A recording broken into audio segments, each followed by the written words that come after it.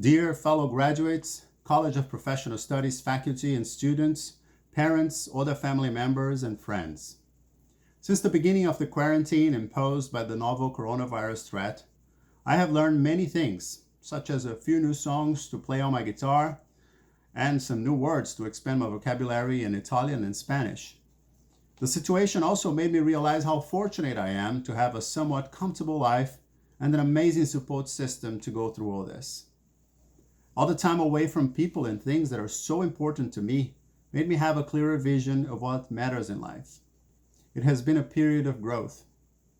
The opportunity to learn is one of the most valuable things a human being can have.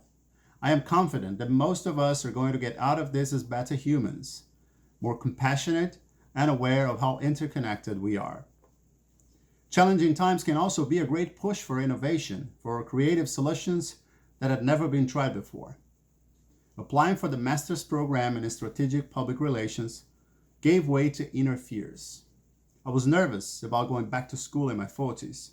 I wondered if I could adapt to online learning. And most of all, I was anxious about expressing myself in English, my second language.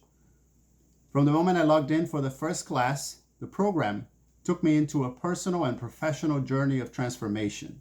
Transitioning after 20 years as a broadcast journalist in a different country, I saw myself as vulnerable as when I was a young reporter. One of my favorite classes was Crisis and Issues Management, which could also be called Introduction to 2020.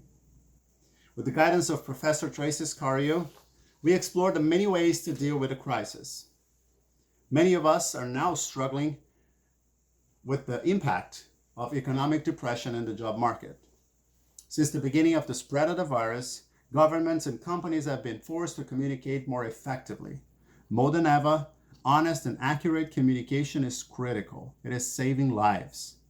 In one of the readings for the crisis course, the book Glassjaw, Eric Desenhall explains that sometimes we have to work towards the best achievable outcome.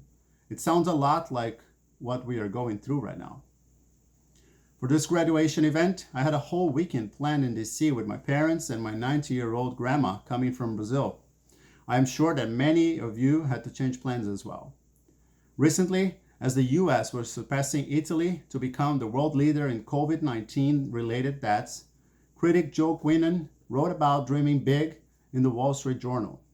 In his own words, clinging to preposterous dreams is one of the things that makes America great. My fellow graduates, our instincts may be pushing to self-preservation, but it is time to dream, reinvent, and overcome.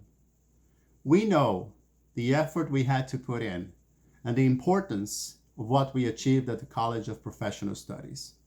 It is time to strengthen our ties as a community of professionals, support each other, and believe that even if we need to do whatever it takes to pay the bills for now, soon we will be able to aim for our dream jobs.